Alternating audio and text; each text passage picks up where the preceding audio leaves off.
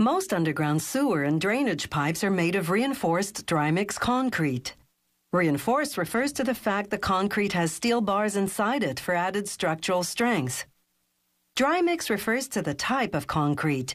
You can mold it, then immediately extract it, and it holds its shape. Concrete pipes can be as small as 25 centimeters or as large as 3.5 meters. It has a 100-year lifespan. Dry mix concrete is made of stone, coarse sand, Portland cement, which is a finely ground blend of clay and limestone, water, and a chemical that acts as a water reducer.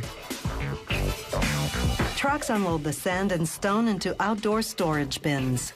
The materials automatically drop onto a conveyor belt, which transports them to storage silos above the factory floor. The cement arrives by cement tanker, which blows it into a silo. All the silos feed the mixer. As the ingredients blend, the cement and water combine to form a paste that coats the sand and stone. The water reducer enables them to use minimal water. The less water, the stronger and more durable the concrete. Meanwhile, workers use a special machine to build what's called the cage, a circular steel frame that will form the pipe's internal structure, its backbone. They insert 2.5-meter-long steel rods in a circular configuration, pushing each rod partway through the machine to the other side. There, an automated spot welder fuses a steel cable to one rod. Then the machine begins turning, winding the cable tightly around the rods.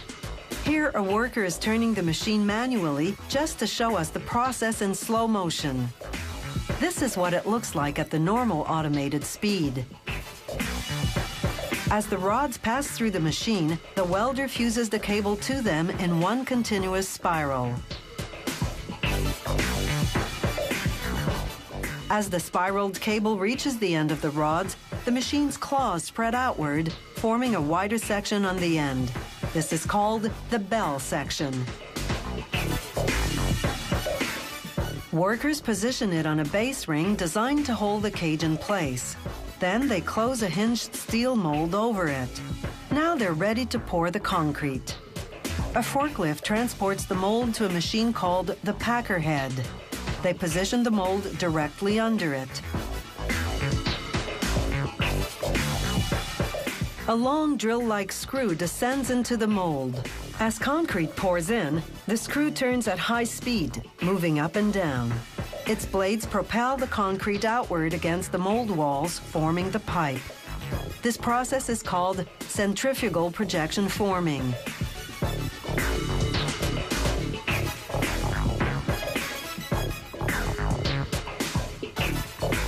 The process for making large diameter pipes is slightly different. A welder fuses spacers to the cage, both inside and out. These will center the cage inside the mold.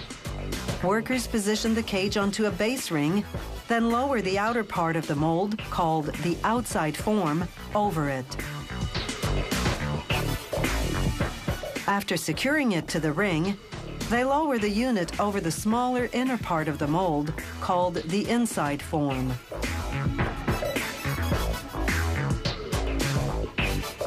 An overhead funnel pours concrete into the cavity between the two mold forms.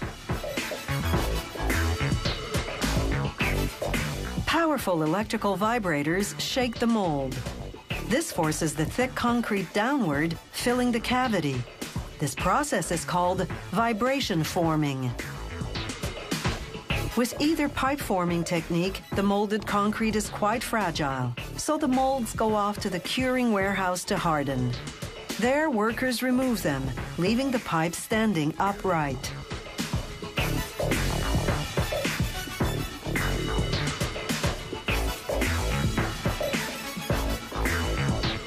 Steam hoses transform the curing warehouse into a sauna.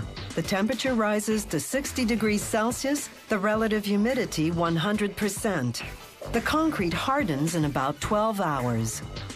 Concrete pipes buried underground have to be able to withstand the weight of the earth above them, so the company subjects sample pipes to extreme pressure to test their maximum resistance.